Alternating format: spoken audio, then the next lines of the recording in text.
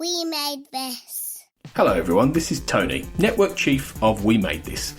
As you know, our podcast network brings together a brilliant assortment of talent who talk about all kinds of pop culture content, such as the episode you've just listened to, or maybe you're just about to listen to. We're not going anywhere, but we'd love to keep the lights on for even longer if you're able to support our network on Patreon. For just £2 a month, you get your name in lights and the satisfaction of knowing you're helping us produce more great audio. And for £3 a month, you'll get your name in lights, but you'll also get access to an exclusive bi-monthly podcast from the We Made This talent pool on podcasting, pop culture, and, well, you tell us. We'll take your suggestions. For less than the price of a coffee per month, you can help keep We Made This going. Just head to patreon.com/We Made This. That's patreon.com/We Made This. And get the ball rolling. Now, back to your scheduled programming. Welcome to the Starlight Ballroom. Hey!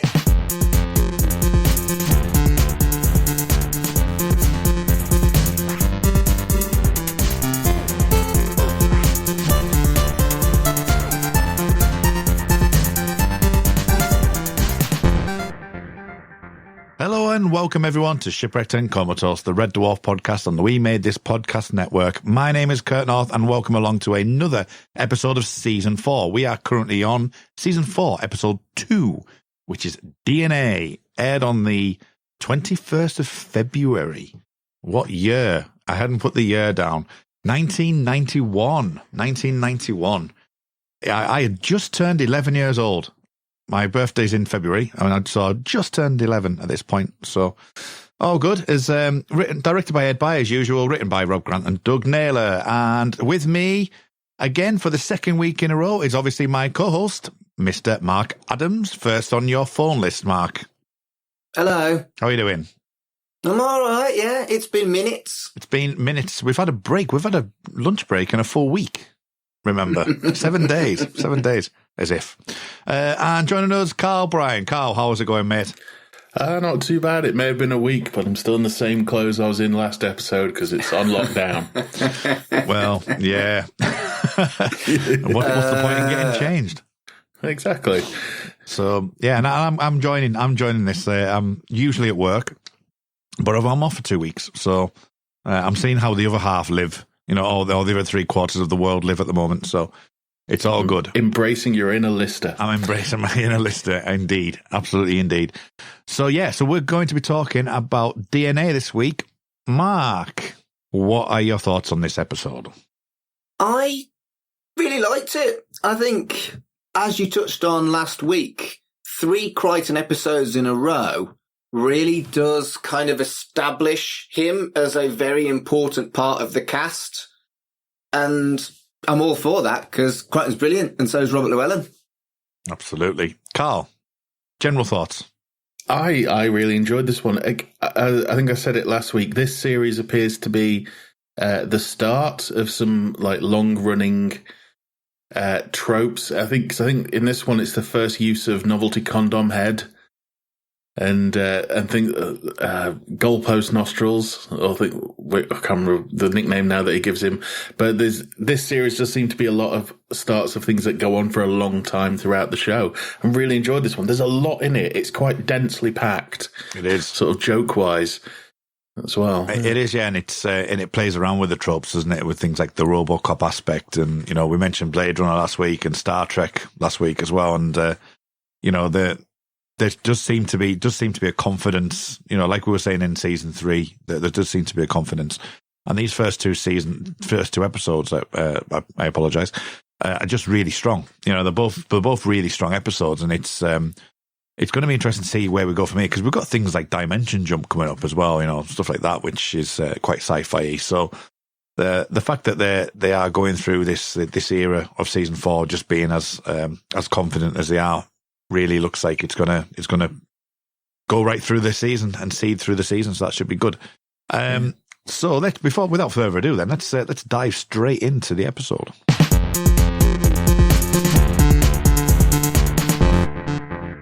Okay, so we start off with the model shots. Now, we haven't really talked about models a lot recently. But what do you make to this, Carl, as an opener just using the models for the start off? I love the models. I say, thinking about this in terms of at the time, we're talking about the confidence may have come with sci-fi might have been on a bit of an uptick in television, because this would be when, I nearly said last generation, when Next Generation is hitting its stride. It would have been about the third season, yeah, and season 3 is where Star Trek Next Generation starts to really pick up, yeah. But I think the models match up and hold up well in comparison to Next Generation, which, if I'm right, isn't models, is it? It's Next Generation is models. It is models. Yeah. It's only like Deep Space Nine, Voyager they start using CGI. Really, yeah, but I think it holds up, and I think it gives them a bit of a boost, even though they were doing it first. It gives them a bit of a boost, and at the time, Next Generation was on its way to being one of the biggest shows on television at the moment. And they're doing Red Dwarf doing the same thing in terms of this is what our spaceship looks like. Whereas if it looked like, a cardboard box on a string, it would, essentially it's probably a cardboard box on a string, but it's a really well painted cardboard box on a string. I think that in kind of put them side by side and go, what's that? Oh, that's Star Trek. What's that? That's Red Dwarf. Well, that looks good too, because, it looks the business. It's always been the little show that could, in terms of, what it's capable of doing. It's always kind of exceeded what it should have done, especially with things like, that's a bread box painted white with holes in it now and light shone through and all that kind of thing. I think that's to give Red Dwarf its credit for, as I say, we've mentioned about the Red Dwarf model, for example. It's just how well they actually do that kind of thing. We'll get very critical when we get into later seasons for obvious reasons. And some are actually funny, and others are just like, oh, why have they done that? And we've talked about the remasters as a perfect example of that. But what do you make to the whole model thing, Mark? I've make it absolutely no secret that I'm much more of a fan of practical effects than I am of CG, particularly 90s CG. 90s CG was people being over ambitious and doing stuff that would have still been better had they done models. And I'm not a film knowledgey type, but wasn't CG insanely expensive in the 90s as well, and models would have been cheaper? Yeah. No, definitely. And also models would have been way more established, so they would have had everything to make models there. Whereas with CG, they would be having to learn the technology, as they go. And it certainly wasn't cheap, and you certainly couldn't. I really doubt the BBC had more than a couple of stations where they could do CG, even if they had any at all. Well, this is something I was going to mention, and I think it's probably because we're talking at the top of the hour about it. I think it's really worth mentioning when Crichton is human, he rhymes off quite a few things with regards to split screen and focus and stuff like that. So I'm quite happy to let's talk about that scene that we're talking about this era. That he says, "I see, move your head closer to the object." And then he goes, what about other optical effects like split screen, slow motion, Quantel? Yes. I've always wondered what Quantel is. I've never been quite sure. Do you know what Quantel is? Have you looked? Okay. No. Quantel. I haven't got a clue. Okay, so Quantel. I'll put some images in the head. Now, there's a bit of a debate over this one. But if I said Money for Nothing, Sledgehammer, and the weather channels and stuff like that, Quantel was pretty much the Photoshop of the time. It was right. They were the ones that pretty much did all the effects on Money for Nothing. I know that's got some homophobic things in it. We'll sidetrack that for another story. Yes, I can see Mark's face.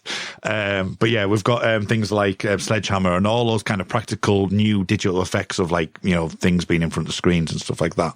And I'm wondering if Quantel was put in there because of some of the effects that we have later in this episode with sort of the RoboCop aspect and the screen on top. So Quantel were really well known for this type of thing. They were designed for title credit cards and all that kind of thing. They were a company from Berkshire in England, and they were created basically a box called Paint Box, which is your Photoshop, really. And in 1996, 1997, they tried to sue Adobe because Photoshop was against Quantel, and Quantel lost that battle. And then Quantel was still around early 2000s, but I think have since gone. So that's where that comes from. Right, so maybe if they were doing a remaster, rather than shit CGI, they should say Adobe whatever instead of Quantel. Yeah. If it was in modern times, you'd probably have them saying Photoshop.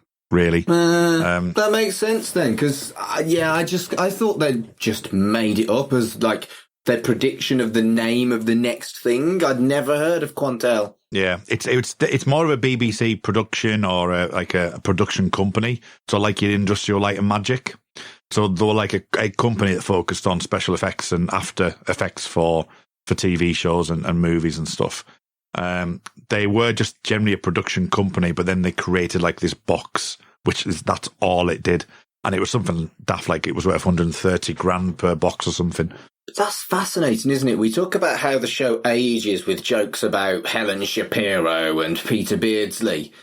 But at least as, early 40s guy, I've heard of those and get those jokes. I completely missed that one. It was something that was in the back of my mind. Every time I hear this episode, I'm like, Quantel, I've heard that, but I can't remember exactly what it was. And if you search for it on YouTube, you'll find all kinds of like promotional videos for them and, the showcase and what they've did. And I remember this video quite vividly when I watched it the other night of a small helicopter going round the processing board of a Quantel computer. So they were actually using the effects of this person going on a helicopter ride as using Quantel to actually design it so you can see what the capabilities of Quantel was. But as I say, it's something that just goes right over the top of most people's heads. And it was a really unusual kind of comment on that. And I'm not even sure obviously I was 11 at the time, but I'm not even sure it was public knowledge at that point. So it's just really interesting that it feels to me almost like product placement more than anything else. Or an in-joke. Yeah. I was going to say maybe they got something free for mentioning Quantel. Yeah. So anyway, so that's a sidebar. So we start after the model making. We're in the scanning room, and there's lots of indistinguishable chatter, which I always find quite interesting. I don't know about you, Mark, but it's like the King's Speech, Jurassic Park, and Delivery Man. Go on. What do you make of it? I want to know what they're saying because, I've done like background stuff in acting before where when you're actually doing that kind of thing, you find yourself going, yes, I'm just talking to you in a completely and utterly pointless way. I'm just talking. This is me talking. I'm also talking, but I'm talking and I'm talking. And the person you're talking to will go, yes, you're talking and I'm talking as well.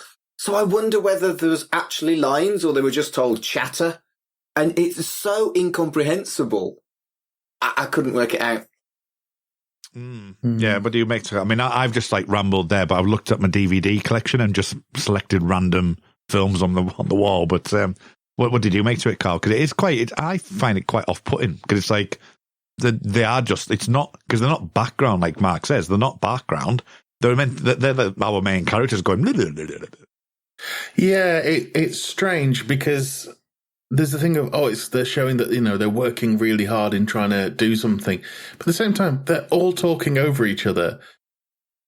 And it can't be productive. It's very strange. It made me think of, in Hot Fuzz, they talked about, they never show the paperwork side of things.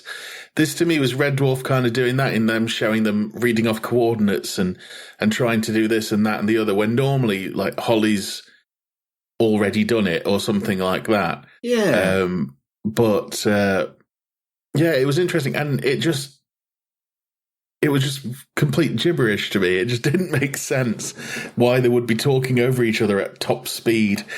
And also it kind of shows that Lister has evolved more than what he was before, because Rimmer's supposed to be an engineer and List is not really. He's kind of an engineering technician in name only. But just seeing them work together, it almost seemed out of sorts that they were competent. Yeah. I think you're right. It does suggest they're more competent than they'd ever suggested before. Well, yeah, it does and it doesn't, because I think, ironically, that the body swap episode does it a lot better. Yeah, just as taking out of context, the body swap, you could put the beginning of body swap when they're trying to find the self-destruct button, and it would work just as well. It would just be an exact copy of that. But this one seems to be a bit more like, ooh, because it's like, there's a UFO, right? So I can imagine this episode being better suited for body swap because there's more panic. Whereas this one's like, you're only looking at a UFO. Yeah, I think they're kind of trying to emphasize how busy the team is for the gag that's coming up. Yeah. But it could have been done differently. And it does kind of undermine Holly's previous skill as well, in a weird way. A strange thing about it is, to me, it blatantly shows Rimmer's in charge. Yeah. With him being sort of stood over and this, that, and the other. And it kind of shows that every so often they will drop we're winding each other up in space to, we need to get this done now. So Rimmer's going to do this. I'm going to do that. Crichton's going to do that. And, they can work as a unit if needs be. Yeah. But it just seems very urgent out of nowhere. Anyway, you mentioned about the actual end gag, Mark. I mean, what do you think to Kat's couple of gags in this one? I howled. If you've ever had a shared house, you've ever been someone living with other people, the socket argument is definitely a thing. It is definitely a thing. My house at the moment, we've got far too many plug boards. We really shouldn't have as many plug boards as we've got. And I don't think other people call them plug boards. What do other people call them? There's 4 bars, 4 ways, plug board. I call them plug boards. I like plug board. Extensions. 4-way extension is probably less of a weirdo way of putting it, but we've got so many sodding plug boards, and there's never enough sockets, even in modern houses that have, you got to remember, houses like the house I live in, built in the 80s, had no real computer with a printer and a monitor and a whatever that thing is that makes the internet better for me that I can't remember the name of. Router. One of them, yeah. So 80s houses have one fucking plug per room. And so you got to remember when this was made. This was big time for people in shared houses at the time. Even now, you never have enough plugs. Nope. And it's a universal gag that will last forever. It is, and it's the right person as well. Just the fact of the whole vanity thing, isn't it? It's just, it's an amazing couple of lines that he does. And obviously during this one, we mentioned it last week. He said, "This is beyond belief. A spaceship that's 5 miles long and they don't fit enough plug sockets in the scanning room," which is perfect, as you say. It's perfect to say that you're in the most important room in the thing. And we get this in even in modern life. I mean, my work actually went the complete opposite way. And we installed a new children's play area where the old one was, refurbed it. And they put up benches on the back and they put plugs in every single thing. So there's 50,000 plugs on the back. But they didn't think that people haven't got a table in front of them. So they put drinks by the side of the plug boards. So it was nope, we've got to cap them all off because it's too dangerous. For fuck's sake. It was just oh, God, no, why have they done that? Why have they done that? They should have asked somebody with a health and safety conscious mind. But what can you do? I used to work in libraries, and again, libraries were built in the 50s, 60s, goodness knows when, and laptops weren't a thing. There are not enough plugs in any of the libraries in Trafford. I can tell you that with an absolute certainty.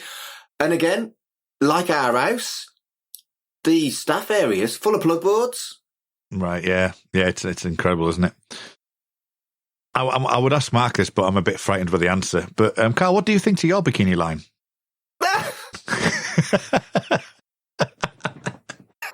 It's surprisingly neat.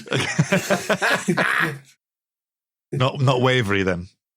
No, never wavering. Oh no, I've got standards. Well, I used to, but then, lockdown, can't go out of the house. Mine's shocking, Kurt. Oh, it's just it totally plays up to Cat's vanity, doesn't it? I mean, it's just fantastically done, and the fact that he has to use gel in the end, which is kind of like very early 90s, which I did used to be able to use gel. No longer. Yeah, me too. Yeah. Well, I vaguely remember hair, and in the 90s I had curtains. I don't deserve hair. Well, no, I tried to do curtains. I tried to do a Mulder curtain, but didn't work. In the 90s, I had a big, as I think everybody did at some point in their childhood, had a big sort of hairstyle change. And I kind of went from just having sort of curly, sort of fluffy hair to I had basically spikes, just combed back spikes. And I was so happy with it. But my goodness, I got through a lot of that bright blue cheap hair gel. Like, I'm not surprised I've got no hair now. Yeah. But if it's the same hair gel I'm thinking of, it was just so like watered down jelly. Oh, it was horrible. And it smelt. You walked around all day with your head smelling of that. Yeah. The things we do for vanity, yeah. Things we do when we're younger. What do you mean? I've got more vein as I've got older. Fastidious old queen. Yeah, but what you need is Rimmer's and is what do you call it, wig? Ace Rimmer's rig. That'll do you. So you have to source that before we get to like smoke me a kipper. I've been bald so long, I just couldn't pull off a syrup unless I cut ties with everyone I've ever known, because everyone would know it was a fucking syrup of figs.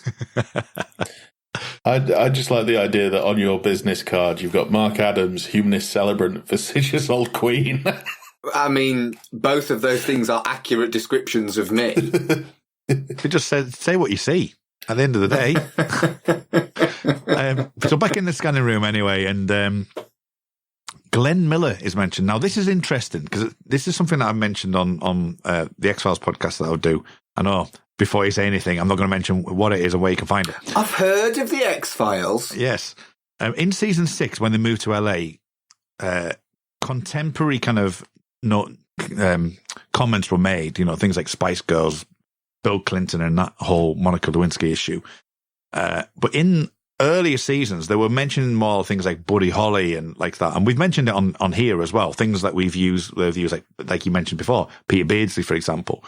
Glenn Miller and Marilyn Monroe, which is something that was mentioned recently as well. They are more like old school, longer, will last longer in the age because they've been there for so long. But using Glenn Miller, Mark, is an interesting one in itself, really, because that is quite a stretch, really.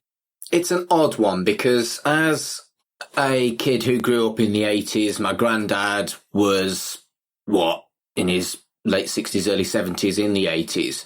He loved Glenn Miller, so it was something that I would have got and people perhaps a little older than me would have got. But my parents weren't into Glenn Miller, they were into Motown.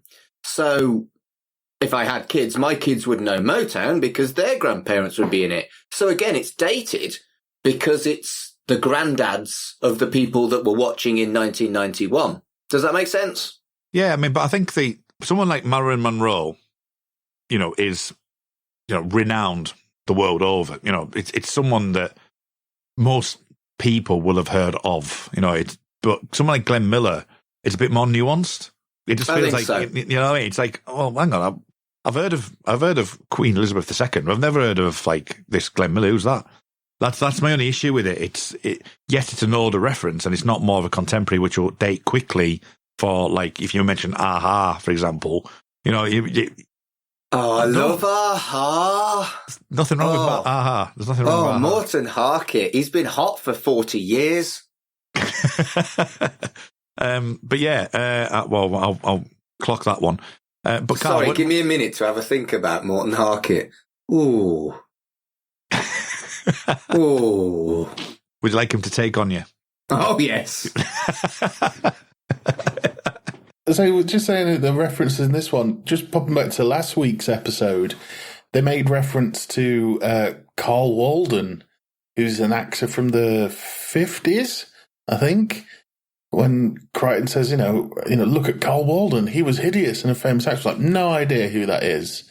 Yeah. No, I had to look that guy up as well. He wasn't particularly ugly, I didn't think. No, but Lister also makes reference to St. Elsewhere, which I thought was a really strange reference to make. And I think this series seems to be, I don't know whether it's a 90s thing, but making kind of references to other things in pop culture, because I don't notice it as much in later series, and it dates this series a little bit, I think, making reference to these things. I think the Glenn Miller thing, because wasn't there something about aliens with Glenn Miller? Was there? That might make more sense. Because he disappeared, didn't he? He vanished. Did he? Yeah, I'm sure that's why the joke's made, is that Glenn Miller vanished, and it's never really been explained what happened to him. Glenn Miller's plane Mystery revived after 70 years, so his plane must have gone missing. Yeah. So Bermuda Triangle shit. Yeah. It's that sort of, as soon he disappeared, and everybody, of course, a lot of people would be like, aliens, immediately, because, no plane was never found or anything like that, so... Glenn Miller was the guy who did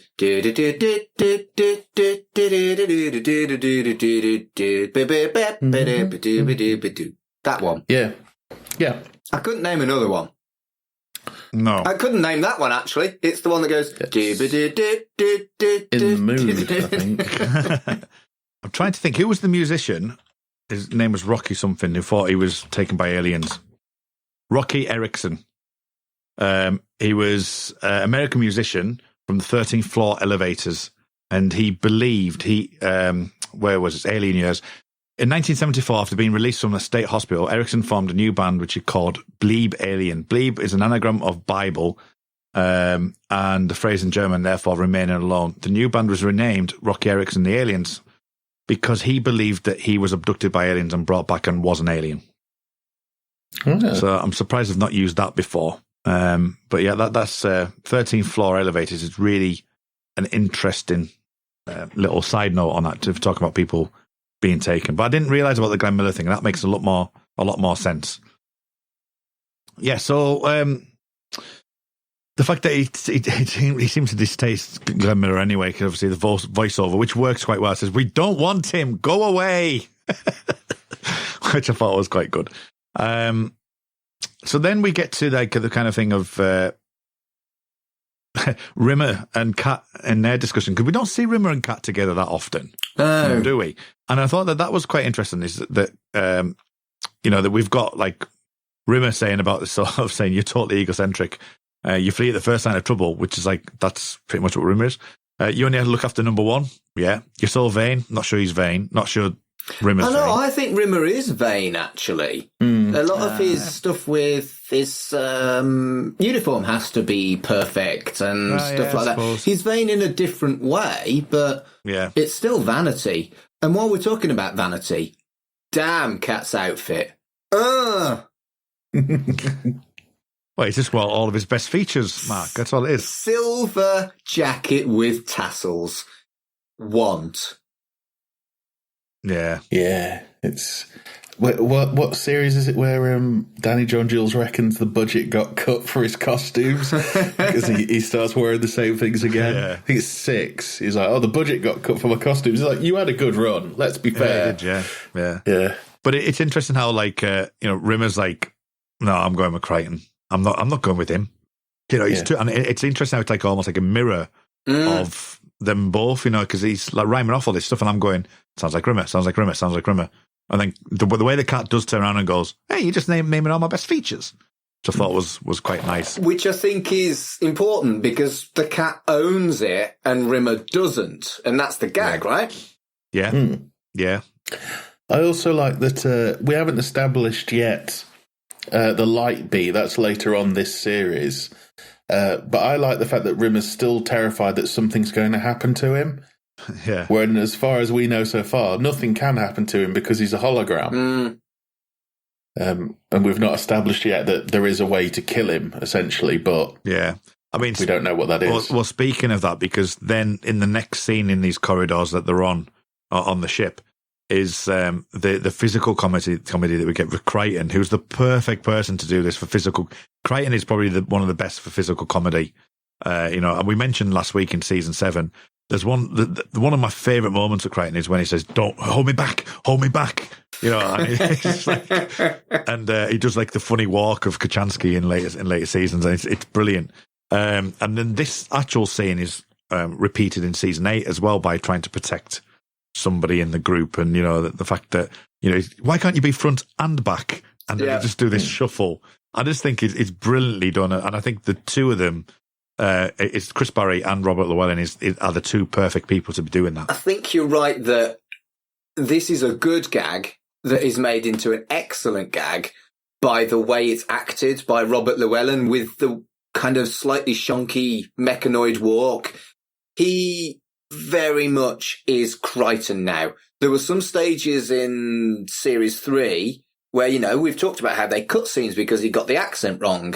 And there were some other scenes that were fine, but he hadn't quite got Crichton exact. He is on his game. He is on a roll. He is Crichton now, and it benefits from that. What did you make to this scene, Carl? Because, as I say, it's a nice one for the two of them, because this seems to be like the ensemble. You mentioned this last week. The ensemble seems to be coming together now. It seems to be that they have definitely found their boys from the dwarf aspect. Yeah, and I think because it's good that Rimmer and Crichton have sort of paired up in like their own little subgroup almost, because we've had the Cat and Lister be that in previous years with the Smart Party and things like that. And I think it works well for the personalities. We also had it in backwards with the Sensational Reverse brothers. But now they seem to be, I think I mentioned it in the Crichton episode back in 2. Crichton is Rimmer's hands, essentially. Crichton is Rimmer's connection to the rest of the world. And having them together, I don't know whether it makes the character of Rimmer feel whole, because, like I said, he can't get hurt, as far as we're aware, but he's still terrified, and he and Crichton are looking to protect each other, but protect Rimmer. And I think it's nice that they've got that kind of almost hierarchy between them. Like, Crichton will defend Rimmer if needed, even if he is a massive smeehy. Yeah. But then we go and find out. I mean, talking about the fact that you've got that happening, that you've got like the Rimmer aspect, and you're saying he can't get hurt, but he does have a hideously malformed triple-headed skeleton with putrefied flesh hanging off from it fall through himself, and he says he's just found out what shirt tails are for, which is a nice voiceover gag. I think as retcons go, the light bee, and assuming it's always been there from the very beginning, does kind of explain to some extent why Rimmer's always been a massive coward, when really it was implicit until the light bee that, well, he can't be hurt because he's incorporeal. Yeah. But he can be physically, he can be mentally hurt because, because obviously having a triple-headed thing come through your body, and then to cry out for your mother, which I actually howled at, because that is something that a lot of things of people have said, that you cry for your mother, in that kind of times, and it's the way that Crichton just says, "So shall I cancel the order to find your mother?" It's so deadpan. It's so deadpan. Yeah. And it's a play on a classic gag delivered in a sweet, naive, mean way by Crichton, who I don't think he... Yeah, you know what I mean? It's like a Crichton style refreshes an old gag. Yeah. It's the step away, isn't it? It's kind of like he's just shall I cancel the order? It's like, oh god, that's so funny. It's very Crichton. It's very deadpan, that does mean changing the bulb kind of level of Crichton gag, isn't it? Yeah. I noticed as well, I think it's the only time I've ever heard it, is he calls him Rimmer. Does he drop the Instead of Mr. sort of like- Rimmer? Yeah, he says it fell through Rimmer. Yeah. Okay, just missed that. Yeah, it does, yeah.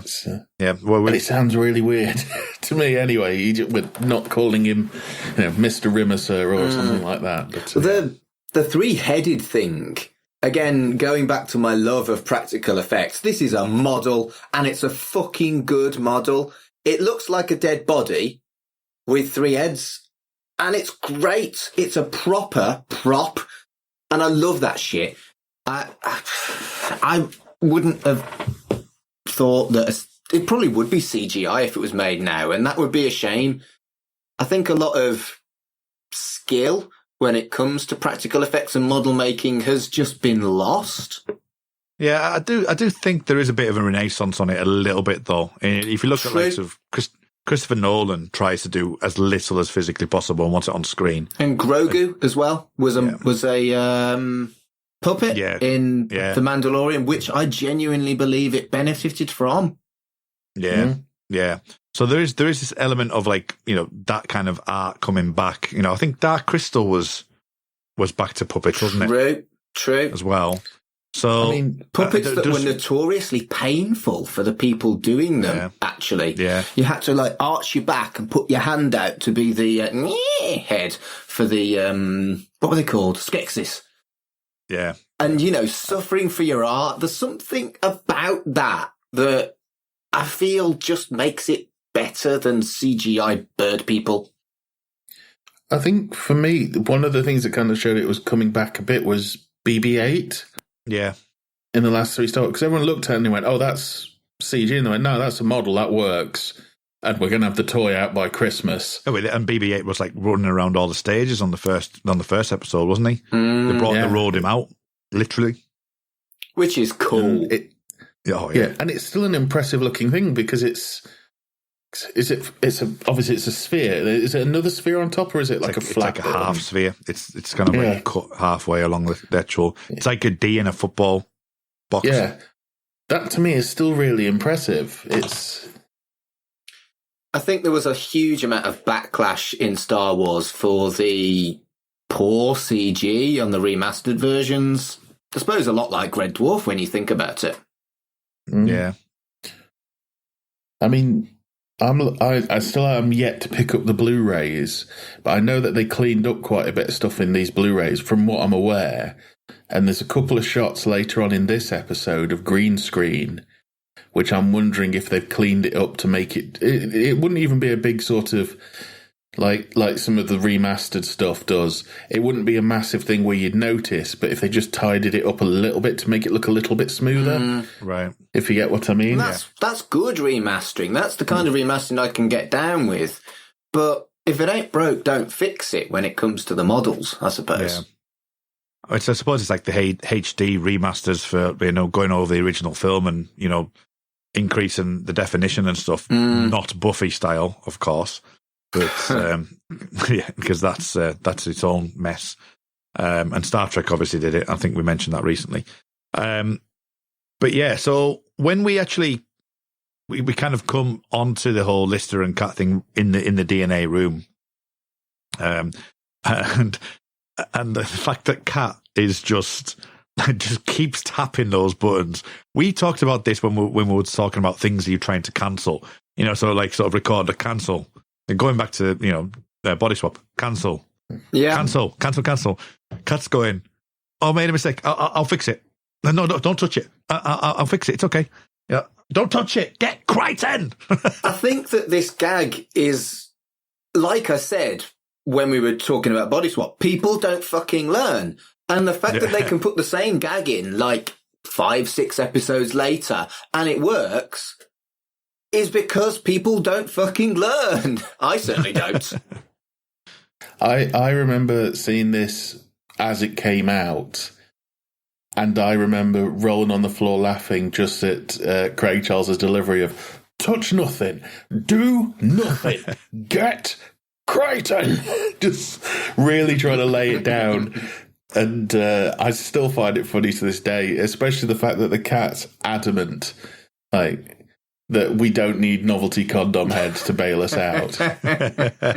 That could have been almost a bit of a message to some of the fans, like, we don't need Crichton for everything. He's not just a exposition like, I can get us out of it, and of course he can't. No. Yeah. He just can't. But what we do need is we need Crichton as an exposition machine, because the very next scene, or the scenes around this, is Crichton and Rimmer moving the story forward, because he talks about the reason why the skeleton's got 3 heads and stuff like that, and it's some sort of thing has happened, and he's very much like in exposition mode at that point, and that all goes in between the original first off of like, oh, what's happening? Oh, I'm in a shield. There's a middle bit, and then after that is when we actually changed Lister. I think as far as exposition goes, there's always an excuse for why it's needed. The fact that it's a robot who is accidentally a little bit patronising at least makes the exposition fun. Yeah. I think it's not. I wouldn't say it's detriment to the episode. I think it works quite well here. It's not like sometimes it has to be for a reason. For like example, Whitehall. Yeah, you have to explain that. There's no other way around being able to go, what's a Whitehall? You've got to be able to do that. Yeah. With this one feels quite organic, because it's like we're trying to find out as they are what's going on. And then, but the whole, this guy belonging to a video club card and they didn't recognise him, which I thought was quite nice, because obviously we're not getting to the point of changing the DNA at this point. It's like, you mean they've got a picture of this person and they don't know who it is? I just like it seemed to be a very 90s thing to me, of having the wallet of 1 billion cards for literally everything you could ever possibly do. You've got a card for it. I did enjoy that. I remember watching, I think it's on the DVD of this episode, one of the deleted scenes is them discovering the body, and I think they discard it because it's a bit naff. And I think the way that they've used it in the reveal of him afterwards is much better, because it's literally, I think Crichton opens a door and it opens, and then the body, like, it's blatantly a stagehand just pushing it towards the camera. And it just looks a bit, it's very apparent that this model does not move. A little bit shit haunted house styly. Yeah. But I do like having grown up in a video shop, the fact you mentioned the video club card, it's like, oh, I remember those. Like childhood spent next to the laminator, putting the video club cards in and making them for all the customers. Yes. Yeah. Very much memory. And we used to have, talking about libraries, we used to have a club, the area which I live in is called Harrowby. And we used to have a library card, which was like a weekly Tuesday night, club as such. And it was called Harry's. So we used to have that laminated and, have your picture up there and say, hey, I'm going to Harry's now. I'm about to say the amount of cards that people had, and still a lot of people still have now as well. They still have them, but I've minimised recently, and I feel super modern for it. Have you got them on your phone now though? I have. That's why I feel all modern and grown up and 21st century guy. I've still got my national insurance card. Mine's in a drawer. Yeah, mine's coated in sellotape.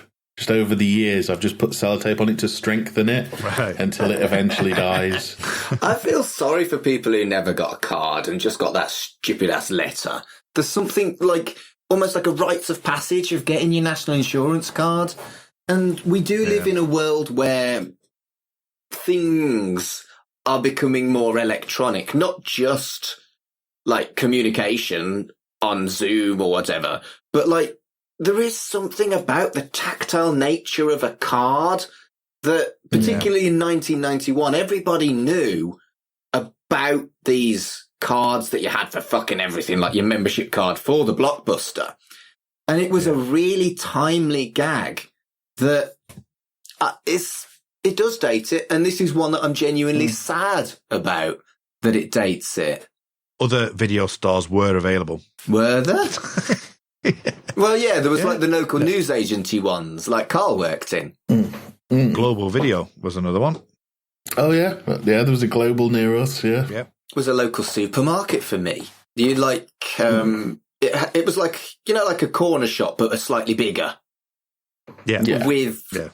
Like a mini-mart. Yeah, brilliant. And my mum would go shopping and leave us to look at the videos, and then she wouldn't let us have one. Devoed. When we transmogrify, I can't even say that word. Transmogrification. Yes, I was going to mention the language and the way it's the voiceover, because we get episodes like Justice coming soon as well. It's very much like, you won't do this. Transmogrification accepted. DNA sequencing. Can I ask you a question about the voiceover? Did you find it surprisingly hilarious with a man's voice coming out of Holly's mouth? Or was that just me? Maybe just you. I don't know why, but, she's normally so scatty. And then transmogrification. I don't know why, but I was howling. Absolutely howling, and I don't know why. Yeah, I think I remember it being odd the first time I saw it I remember thinking that Holly's head against that multicoloured background looked great. It just looked more sci-fi. It's always when they encounter other ships that the other ships look better than Red Dwarf. I think that's probably deliberate. But the other thing I loved about this scene, again, howling, was the panic circuits joke where he just then goes, "Oh!" It was wonderful. just wonderful. He just lays out his own build-up for it as well, doesn't he? He's sort of like, and with the beep, the countdown going on behind him, the timing of it's just spot on. It's the way he says, whoops. Also, his brain's got organic bits in. It's kind of skirted over. But that's really fucking icky and really something they don't go into. But in other science fiction, the kind of ethics of having organic matter in robots would be a huge deal. I mean, obviously it's because they need to transmogrify him, but it's never, to my knowledge, or at least not in the first 6 series, never looked at again that there is a small organic element to a mechanoid, or at least to the 4000 series mechanoids. Yeah, I mean, that's something I was going to bring up, because it's like, it's like kind of cyborg kind of aspect. There must be some sort of... Oh, technically, matter. Yeah, so I thought it was interesting that they're using it for a plot point, which I found like, it's kind of like there, but as you say, I don't think it's ever mentioned again. I find the idea of cyborgs fascinating, because technically I'm a cyborg. Because, a cyborg is an organic human being or an organic creature that is enhanced by tech, right? Okay, I don't like the way this is going. Well, when my... What have you enhanced, Mark? Well, my broken jaw. When someone That's smashed my face in and I had an operation to put a piece of titanium in me, that is permanent. I have a piece of metal in my face for the rest of my life. It's a shit cyborg, but I'm still a fucking cyborg. Yeah, my other half had her jaw was kind of like down. The bottom part of her jaw was down. So they have to she had her jaw broken in 4 places and plates put in to pull it back. So she's a cyborg as well. She used to get called Terminator all the time. My dad has got, he had problems with cataracts. So he's got like plastic lenses in his eyes now. And when I called my dad a cyborg, he wasn't chuffed. I'll have to double check with him, but one of my best friends, when we were about 19, he got attacked by a gang, and they had to put 13 plates in his face. Shit, me. To put him back together. And I don't know if he was joking. Part of me thinks he is joking, but he went, technically, he kind of went over the line to be qualified as a cyborg, because basically all of this is metal. Wow. Pretty much. But it's weird, isn't it? The cyborg thing, you think about people enhanced. So, I don't know, someone loses an arm, they get like a metal arm. But right down to me joking about the fact that I've got a plate in my face makes me a cyborg on my dad's eyes. But you don't think about it the other way. Something that's just got a tiny amount of organic matter in mostly mechanoid or metal or robot or whatever. But it's all cyborg. I just find it a little bit minging that this character that is a robot, it's very much established that he is a mechanoid robot, whatever you want to call it, a droid, has got a little bit of person in him. It's not clear, because I think what a lot of us are thinking is that it's human brain, aren't we? That's kind of what it leans on. It could be something else, but I kind of think it adds a bit almost to the endearing nature of Crichton in that he's the way he is and how he cares and things like that is because he is a little bit human as well. It's that kind of adds to it. Yeah, interesting stuff. It's something you'd gloss over, though, because it's essentially there to allow for this episode to happen. But if you take a step back, like we regularly do on this podcast now, there's a lot more to it if you want there to be, or you can just ignore it and move on to the lols. Yeah, it's the 13 regenerations thing, isn't it? You can either lean into it after you've mentioned it a couple of times before, or you can just go, don't know what you're talking about. And Doctor Who, because they've just because the fan base wouldn't let it go, have kind of had to lean into it and play around with it and skirt round it. Whereas Red Dwarf have gone like, Crichton's got organic part of his brain, but we're never going to mention it again. Yeah, exactly that, Carl. Yeah.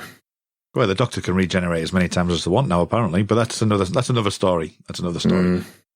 Just while you were talking about Holly as well before, it reminded me of something that happened recently. This was like back end of January 2021. Did anyone see Baroness Buscombe in the House of Lords recently? Yes, No. I know what you're talking about, yes. So Baroness Buscombe, because we're all Zooming at the moment because of that horrible pandemic that happened in 2020 and 2021, was doing her statement from the House of Lords. She was zooming in. Now, she's not got the best lighting, but she's got the ultimate lighting on her face, and the rest of it is black. So she looked like Holly. She looks like Holly. Brilliant. You need to have a look at it. It's amazing. So it's Baroness Buscombe.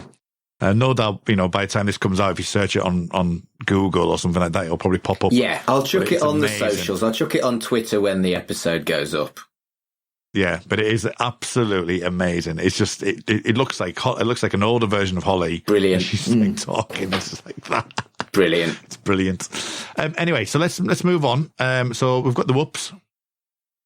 We've talked about the turning organic, and Lister then changing into a chicken and hoping for an epidural. Wonderful. And turning into a hamster. Wonderful.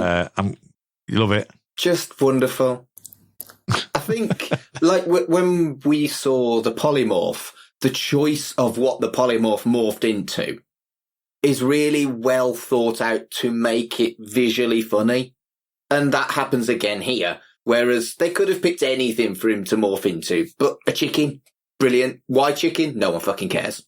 Yeah, and for the beer gut, joke as well. The fact is, yeah, right, it's got a beer gut, and the way that Rimmer, again, we were talking about Rimmer, how in Time Slides was getting a bit of glee from it. He gets a bit of glee from this one as well, Carl, doesn't he? Yeah, can we turn him back? Do we want to?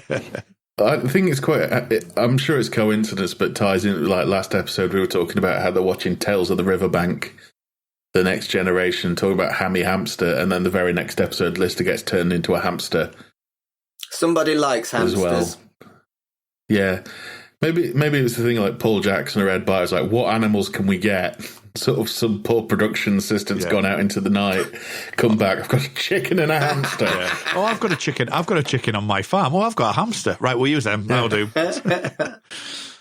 Oh, it's brilliant. It's fantastic. So the fact that they're changing into a hammer. Where'd that come from?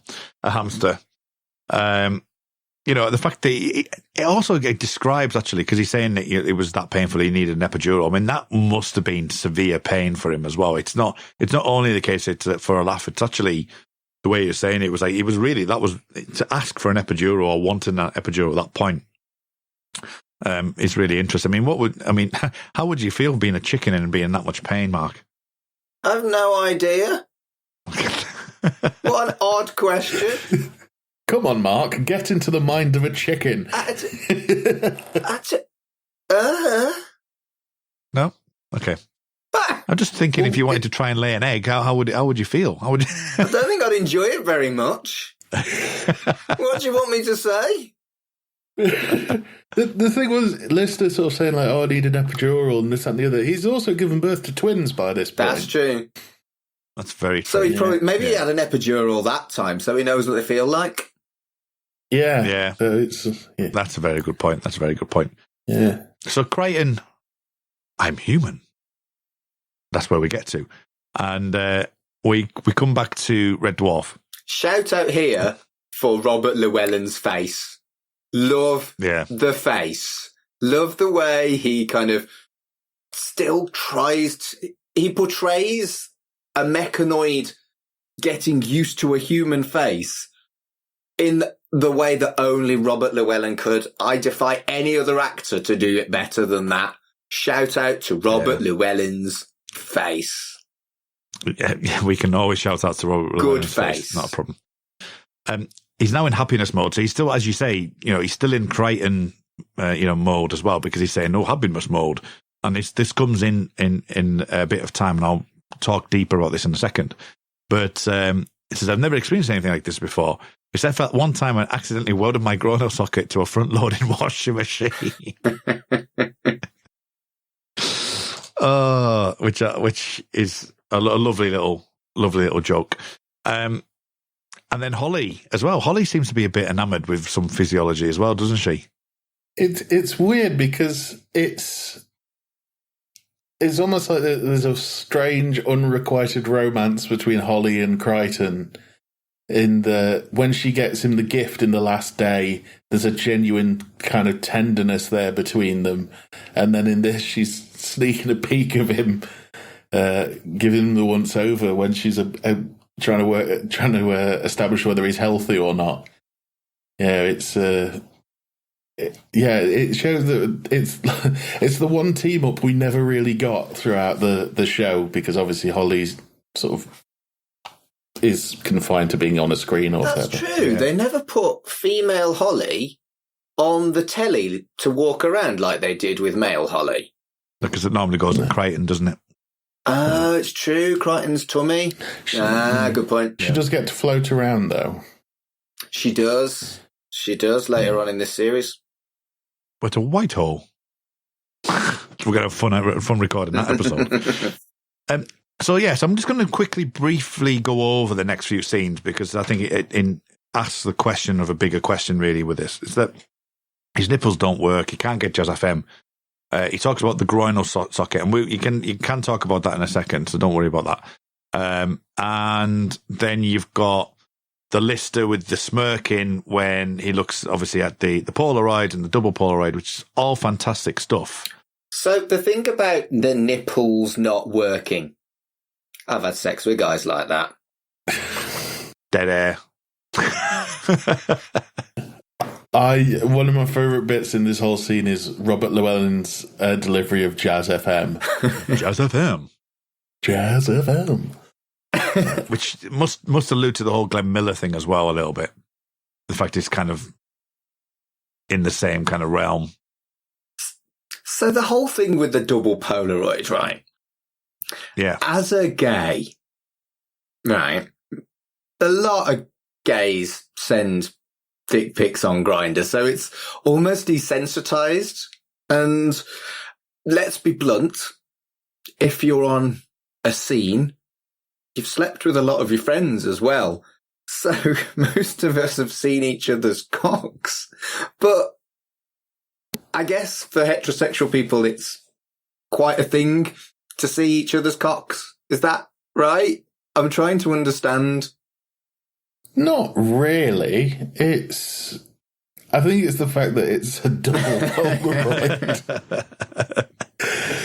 It's, you know, because how big are we talking? How big's a Polaroid picture? 2.5, 3 inches.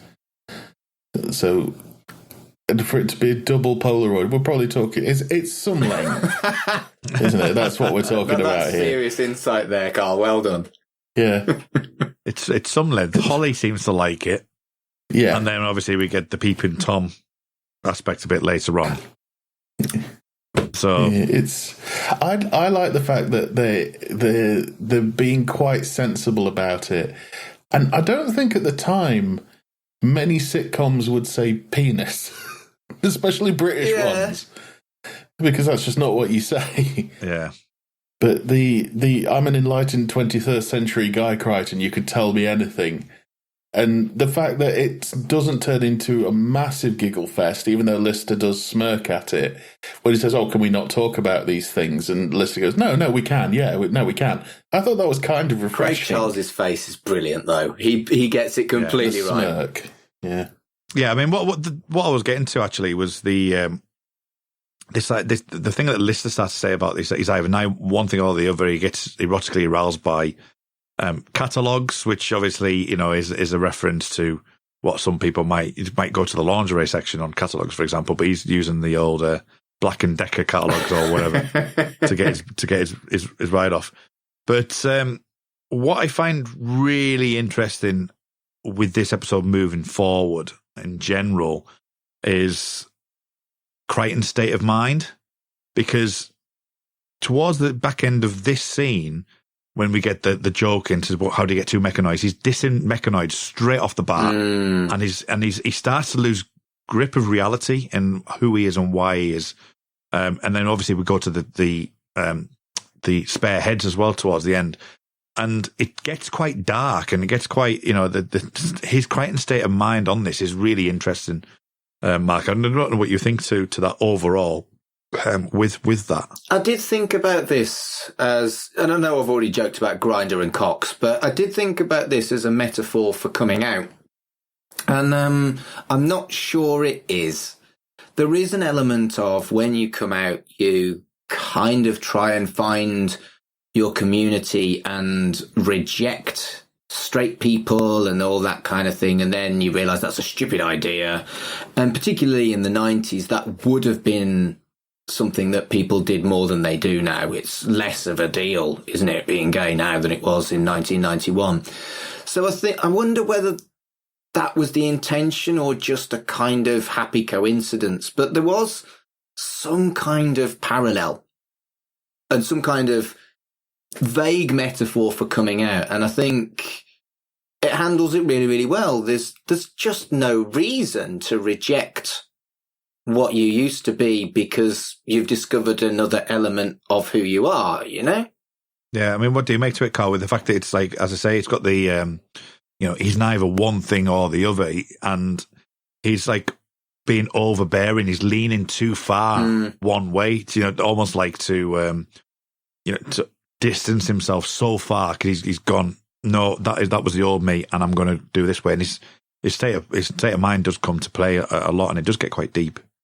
Yeah, it kind of made me think of as someone who was like a, say, working class person who'd won the lottery, if you get what I mean. Yes. Like won like millions and millions of pounds, and, you know, turned up at, you know, with Sparehead 3 as well, having the voice that it does, like turns up at your working class parents' house in your incredibly designed suit and going like, look at this is great. Oh, I'm everything I ever wanted. And, you know, you've got the fake teeth and the hair's done and all this. And they look at you like, well, you're not. That's not you. We know what you are. And you're like, no, this is me now. I kind of felt it. I kind of equated it to that a little bit. And the fact that also, if you meet someone who's also rich, you try and be rich, which I think is what Crichton was doing with Lister, and like, oh, fellow human, you know, things like that. You know, I'm trying to think that episode of Futurama where they all get $300 and Zoidberg thinks he's rich, and then when he meets the other rich people, he realizes he's he's nothing like them at all. And if you get what I mean with the sort of metaphor there. I think that's a stronger metaphor. The other one I might consider as a comparison is apostates. As someone who kind of, sort of, vaguely, kind of grew up in a Church of England-ish background, but no pressure at all, my transition to acknowledging and understanding my own atheism and humanism was basically a click of the fingers. But for people who come from very strong religious backgrounds who are actually apostates rather than kind of just moved away from something never really believed, they really seem to dislike religion more than I do. Again, I'm stereotyping and I'm generalizing, but the transition from strict religious background to humanism is a bigger one. And it's comparable to mechanoid to human in a weird way. And there's no real need to hate on people who aren't what you used to be, but it sometimes takes a while to get used to that. Yeah. I mean, you've only got to look at, you can bring in another thing with, which gives me the pleasure of saying this. It brings class into it because he talks about wine bar. Wine. Talked about wine. Because Lister starts talking about how he feels like he was, because he went into a wine bar once, he was defying his class. So I think this part of the episode, along with all the analogies that we've talked about there's a lot of this like trying to be one thing, but you're still where your roots are from, and you feel like you're defying the way you've come from. And I think Lister like opening up at this point is a really interesting one, that he's trying to, pass that knowledge on to Cryan to make him understand, because he's saying that you're neither one thing and the other. You're not. You can't be this. You've got to be who you are, really, and that's what I think what he's trying to get at. Do you have a wine bar, something that you wouldn't go to or wouldn't do because you feel it would betray your class or your background? Well, I mentioned the other week about things like the assemblies when I was younger. Things like that I wouldn't do. I wouldn't necessarily say I've got anything like that. I am. Going to a wine bar isn't something that I would particularly want to do. If being that particular example, it's not something. I'm quite happy in a pub. Give me a pub, sit down in a bar. You know what I mean? I'm not. But you wouldn't actively resist a wine bar like Lister did. Do you have something you would actively resist? Yes, there's certain. I don't know. I'm guessing they're still going, but from working in pubs, I'd meet some societal groups, and I actually mean sort of man-made societies. Like one, there would be the Young Farmers Association. Yeah. And they tended to be quite aloof and quite sort of, they'd look down on other people. And to me, because my family were farmers, I was like, well, that doesn't sound like anything like sort of a farming family, but they seem to be kind of like the rich kids of farmers. Yeah, and if I was ever invited to one of those, I'd turn it down, not because I'm like in touch with my farming roots. I'm the first generation that didn't grow up on the farm, but it feels like a betrayal of what people before them did. Yeah. Almost. Well, I'm sure they do work. I know what you're saying, because I've played at a multitude of Young Farmers dues with the band. So yeah, I can see where you're coming from. I think for me, I really don't want to go into conservative clubs. I'm vitriolically anti-Tory. Let's very quickly skirt over it. I'm just going to say Section 28. I am so anti-Tory that I really don't want to go into a conservative club. When I got gigs as a wrestling announcer and it was in a conservative club, I felt dirty. So I do understand the reference that it's not wine bars. I'm happy in a wine bar, but I do understand what the point of what Lister is saying here, because I don't know, it felt like a betrayal to my principles for a 30 quid gig. Yeah. No, I can see that. I can totally see that. And I'd say probably the most thing I'm closest to would be those assemblies or going to church and things like that. That I just was totally against. Yeah, I'm not a big one about going to. I used to do wedding videos or be part of a crew that did wedding videos, and it didn't bother me going into churches, but like sometimes you'd be told things like you can't stand here, or you can't do this, or you can't do that. I was like, why is that? Oh, because you're stood on holy ground. It's like, well, my tripod's an inanimate object. I don't think its belief system will ruin yours. But if anything, I've got more of an opinion than this tripod. So I think things like that. I'm not a religious person, and churches are not. Not I wouldn't my thing. work in a church, but I'd work in a deconsecrated church. I would do a ceremony I'm a humanist celebrant. As a celebrant, I would do a ceremony in a deconsecrated church. But out of respect to the religion, rather than being uncomfortable, I wouldn't want to do a ceremony in a church. But I've got no problem sitting at someone's wedding at all in a church. No. I went to the church in one of the churches in Derby, got turned into a Chinese buffet. Splendid. Yeah. It's a church again now. I mean, to be fair, as I say, I think I mentioned this the other week. I've mellowed on that, and I will go now. But I was very kind of opinionated when I was younger, and it was just one thing. But I've mellowed on that now. I'd still want to have like something more along the kin of what you do, Mark, for my funeral, for example. My brother had the same sort of thing, so it'd be very much like that rather than anything churchy. And I would be like, do not under any circumstances sing any hymns. It'd be like that for me. There's definitely stuff like that I would want to make sure that was right for me. Yeah.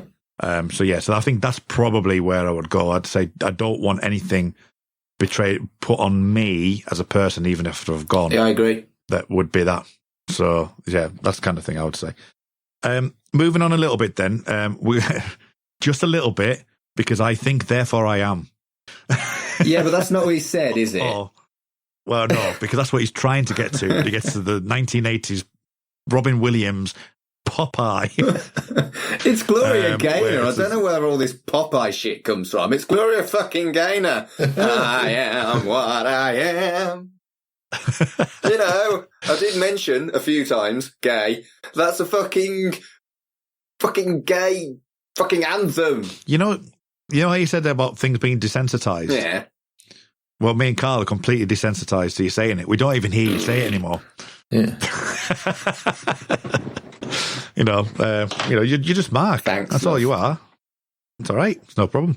But you are right. I've just seen those earphones that he's wearing, and they do look like rather large earrings. So I have three earrings anyway. Or that he's got the slick backed hair at the back, but The nothing mullet. on top. I don't have a mullet. Anyway, if God intended us to fly, he would have invented Spanish air. He wouldn't have invented Spanish air travel. And the whole the I am what I am, therefore I am. I think therefore I am. Everything all melded into I am. It's quite a philosophical debate. And again, going back to what we were just saying, it is a philosophical debate about Crichton. Is he human?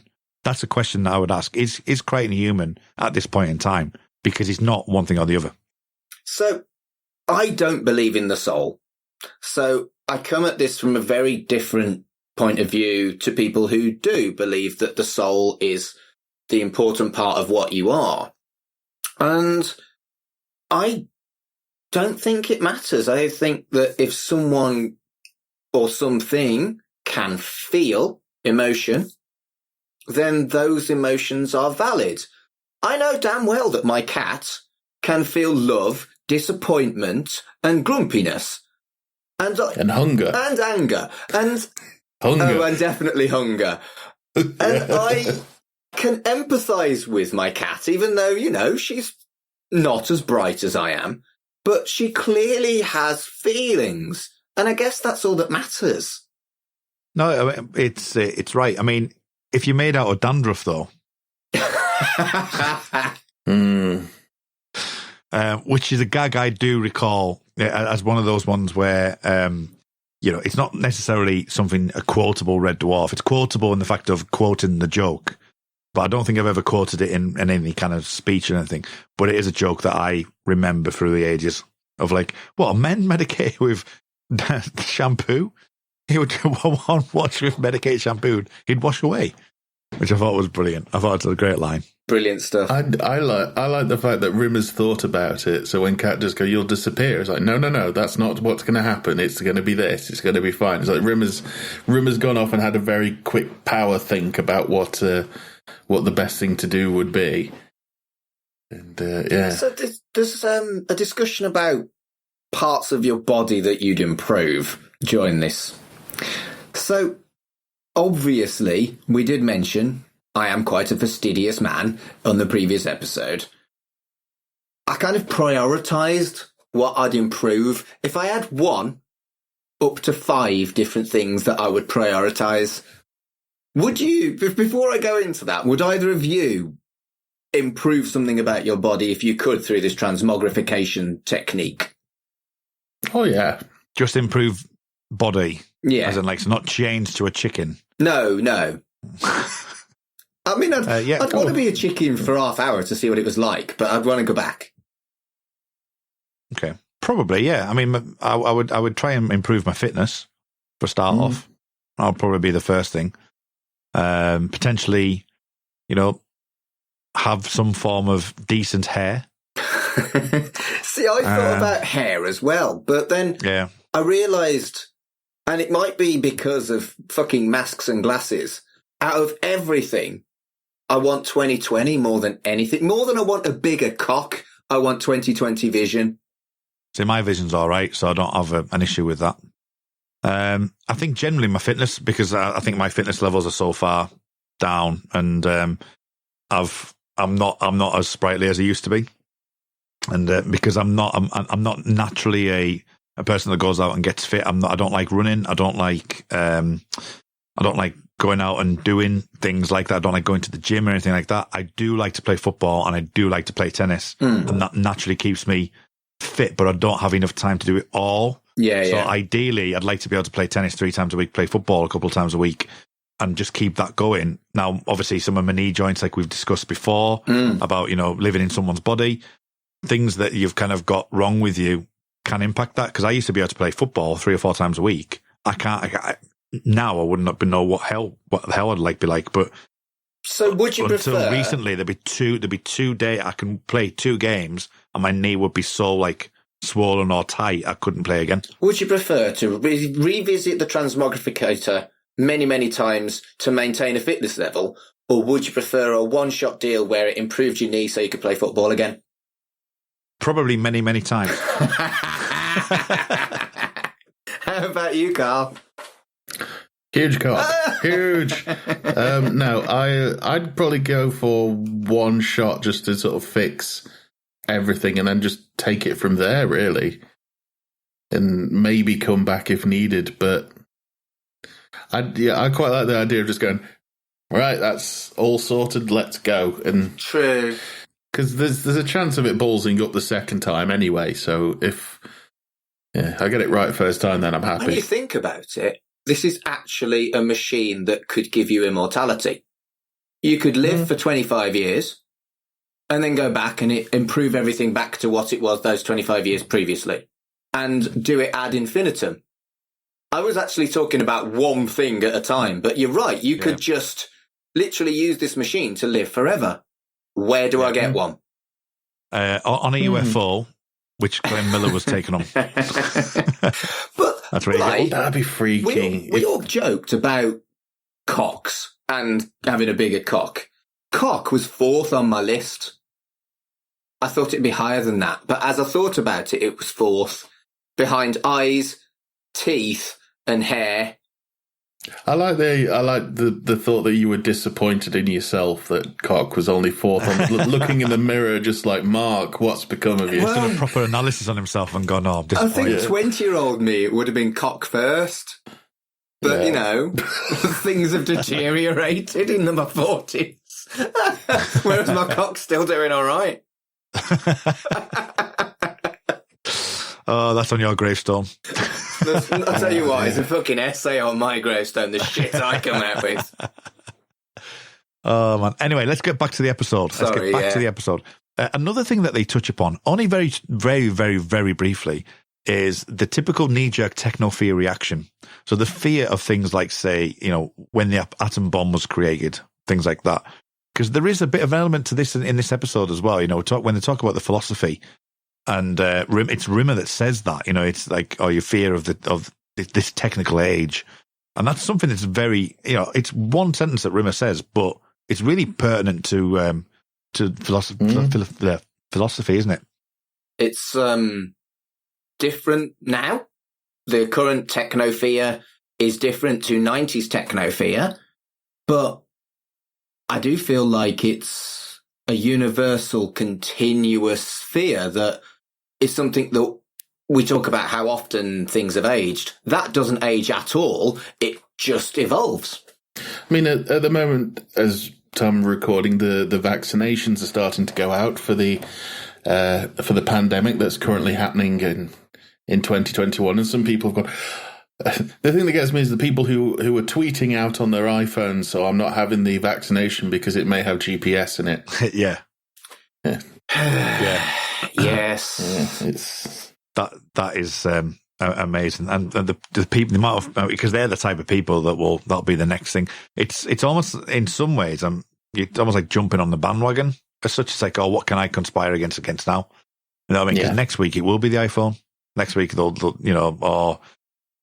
say about something. It's like, you do realize what's in your phone. What's capable, what your phone is physically capable of. I mean, I'm very much a person, like, I've got my location turned on so that people can find me. You know what I mean? If something drastic happened to me, my other half can basically press a button and go, there he is, and know exactly where I'm at or where my phone is. Anyway. Most of these people that complain about the bloody vaccine might have GPS in don't even realise that they've got their fucking location on their phone.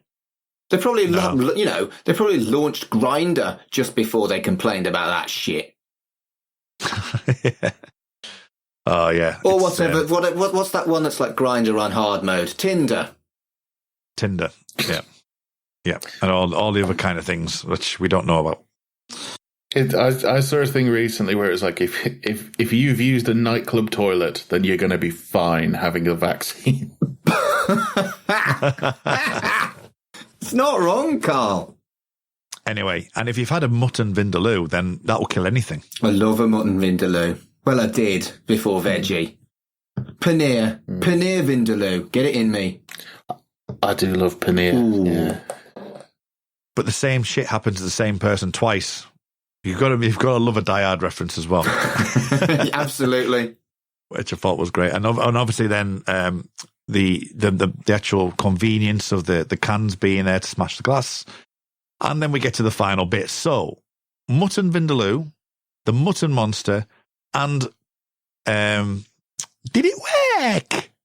which makes me howl every single time about it. How did the producers of RoboCop not sue? It's blatant, isn't it? Yeah. Yeah.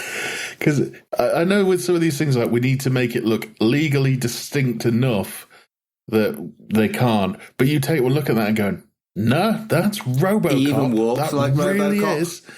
Yeah. But I want to shout out, again, practical effects. The monster explosion is proper good practical effects. I am a connoisseur of the horror film from this period of time, and this is as good as any horror film's practical effects. It's Peter Ragg, isn't it? It's. I mean, he's right the way through. I think up until the Dave era. I think he's in a few of the early ones. And then he also did things like Bottom, and I think he did the Young Ones, and any British sitcom that required an explosion's Peter Ragg. And he does such good jobs on these. And I think it's interesting to compare those practical effects to the green screen. The practical effects are fine. They look fine on our screen now, nearly 30 years later. Whereas the green screen looks like ropey 80s green screen. Yeah. The perspective seems to be out on it as well. The three of them stood there looking, and then where Lister is standing, you know, the eye lines and stuff don't match up as either. And that's one of the things I'm interested to see if the Blu-rays have cleaned it up a bit, just to, you know, the halo that you get around people on these things, and just sort of seeing if that's been cleaned up a bit. It's the side of the things I can imagine the fandom aren't like, no, don't do that. It's like, no, clean that. That's fine.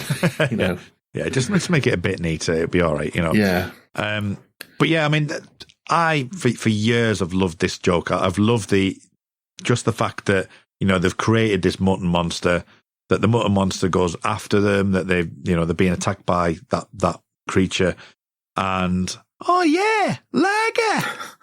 That's wonderful. The only thing that can destroy him, Vindaloo. I just absolutely love that line. I have always loved that line. Yeah, I love the fact that the audience almost groans. What do you mean almost? Definitely groans. I don't care though. It's a fun groan. Yeah. I like, we slightly jumped over one of my favourite Rimmer jokes in this, which is, you go, I'll cover you. Seriously? No. Just all I love a gag when sort of three or four of them will say something in unison to one person. I just love that kind of joke. No. I will take umbrage with, has anybody got a poppadom the size of Lake Michigan? You need naan bread with mutton vindaloo. Not a poppadom. Yeah. Poppadom is for mango chutney and raita. Yeah. Thank you. I realise that's a minor detail to be umpty about, but Part of me wonders if we'd mentioned it before in Camille, how everything seems to wrap up in about a minute, and it kind of does it here as well. But part of me wonders if there was another bit of an ending going on, because it seems like an odd line to go out. This guy's pure class. It works. But it kind of makes me think, was there something else that was supposed to be the full ending? But I don't know. I mean, it's probably alluding to the fact of his wine bar story, isn't it? That's what it's trying to get at. Yeah, that's what it's trying to get at. The fact he's pure class, because the only Lister could have come across or worked out that.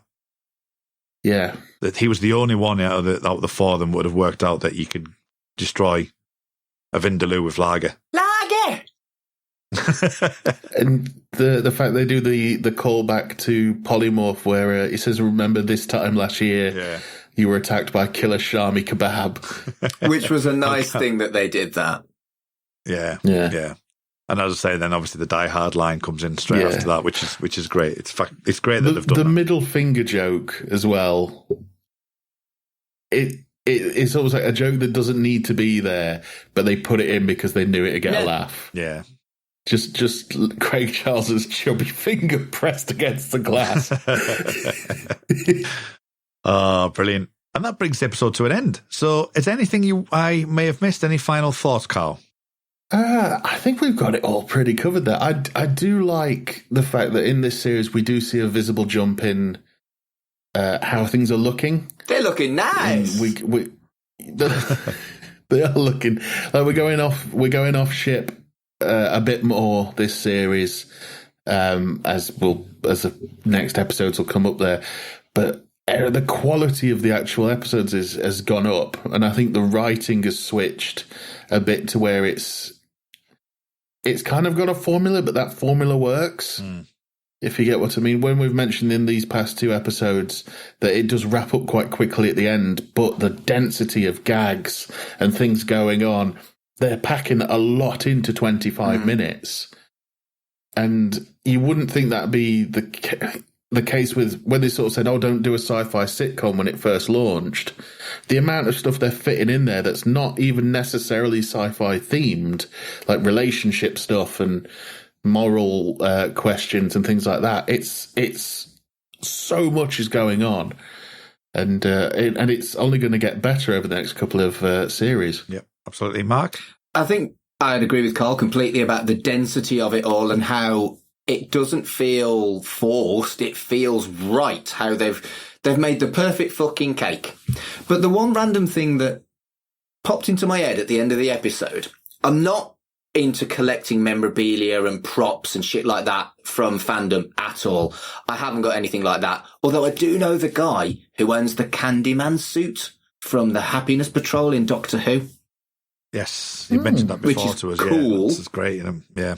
If I decided on one piece of memorabilia that I would like from Red Dwarf, I think I'd have to go a long way to find something I'd want more than the giant lager can. That giant lager can as a coffee table in your fucking living room. What a talking piece. I want it. I wonder where it is. And if anyone's listening that's got it, sell it me. I'll give you 50 quid. I always thought you'd want the cat's zebra jacket. I'd put it on a coat hanger and it would sit there, whereas every day I'd have my giant lager can coffee table in the living room. True. What an interesting one. I don't know what I would have. Yeah, I'd have to think about that and maybe come back next week. There's bound to be something. Yeah, so that all brings the episode to an end. We will be back next week, Mark. We will. Carl, we'll be back next season or potentially in specials, no matter what's happening in the end of season 4. Mark covers all that crap. Yeah, I'll definitely be back. I don't know what we got planned for season 4, mid-season 4. Do we know yet? No. Have we worked that out yet? Don't think so. To be announced then, announced. So, Carl, in the meanwhile, though, if people wanted to find out where they, to see, if they wanted to hear more of you, where can people find you online? I have an All My Links page, which links to, say, pretty much everything I'm up to. The short film night I help run, the quiz night I do, all the other podcasts I do, including the Cerebral Jukebox, which is also on We Made This, and the new one I'm doing, which is called That Went Nowhere with my friend Alison Matthews. And that's allmylinks.com/Mr. Carl. Excellent stuff. And Mark, where can people find you on that there internet? Well, my personal Twitter and Instagram is @MarkAdamsHC. If you're interested in the celebrant work that we vaguely touched on earlier, you can have a look at my website, which is humanist.org.uk/Mark Adams. And I've got 3 podcasts as well as this. One about tattoos @Ink Stories Pod on Twitter, one about kids TV @RITC Pod on Twitter, and one about my job as a celebrant @Life's Milestones on Twitter. Excellent. You can find me and all my podcasts on Twitter @RMuldrake. It's RMULDRAKE. Recently being on the podcast 616, which is about the Marvel Universe, covering WandaVision for myself. And that's at podcast 616. Find me over on the X-Files podcast, the Xcast. That's the X_cast on Twitter as well. And then you can find me on the Millennium podcast, which is the Time Is Now pod on Twitter as well. And you can find me on various other things like Star Trek Picard, Make It So, which is at Jean-Luc Podard. But follow me on Muldrake. That's probably the best place to go. And I will get a spiel eventually for how many podcasts I'm on, until we decide to do more. And then that's the thing. We're always on guest spots on We Made This as well, aren't we? I've been on Carl's podcast. I'm probably going to come on your podcast. And I've been on Matt's podcast and Colin's podcast. And we just fucking like podcasts, innit? Yeah, and we've got a network. So, and we network. That's the whole point of a network. Indeed. We Made This Pod on Twitter. We Made This Pod on Twitter, yeah, which will be in the notes at the end. But next week, we're going to look at 1,167 counts of murder. So it's a bit grimmer than this week. We're going to be covering justice. So we'll see you over there. But until next time, remember, everyone. I never realised you were gay, Mark. Elsewhere on We Made This. The giddy carousel of pop. We find ourselves in the Hammersmith Odeon with Dave Rimmer. He's backstage, deep in the murky bowels of the Odeon. All is not well, writes Dave. Somebody has got the Gap band's trousers mixed up in their dressing room. Charlie, one of the 3 Wilson brothers, who are the nucleus of the Gaps, holds up a silvery sequined pair of strides that no sane human being would be seen dead in. "These aren't my shingles," he exclaims disgustedly. "These are Robert's." He throws them down. It's the fact that they call them the missing Baco foil kecks. That's what really made me laugh, yeah. Yes. Yeah, and spangly combat gear. So there's a kind of, the fashion correspondent is working overtime. We Buy Records. We're now officially in the sunlit uplands of post-Brexit sovereign Britain. So we thought it might be fun to sort of take a tour around those sunlit uplands of post-Brexit sovereign Britain and see how that relates to buying and selling records. Because it's going to be good, right? They had what? They had four years to sort of figure it out. Let's stay positive and hope that all of the emails we've had on this subject are positive, shall we? We dig music. The Instrumentals album, they almost do work as meditations. It's more music that I can add to my sad yoga core genre. Oh, I tell you what, right? I messaged Colin about this earlier because this is the first time I got to the Instrumentals. But considering you hate noodly nonsense, this is noodly f***ing nonsense. Like, how long is that first track? The thing is, they were improvised tracks. You can tell. Yeah. Like, not in a... I'm not saying that in a negative way, because she's a fantastic player. But if you were to look up self-indulgent in a dictionary, this would be one of the pictures. Yeah, we both picked up on this. You are never, ever, ever, ever allowed to complain about something being noodly again. Okay, Nope. I promise. Because this is the definition of it. And it's great. We like noodly stuff. Yeah. Check out all of these shows and more on the We Made This podcast network.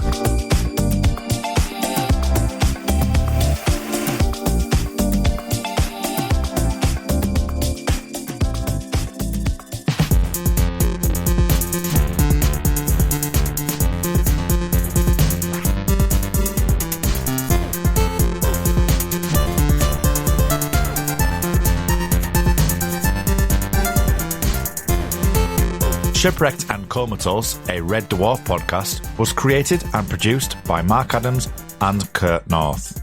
You can find us on Twitter at Red Dwarf Pod, and we are part of the We Made This podcast network, which can be found online at wemadethispod.com or on Twitter at We Made This Pod.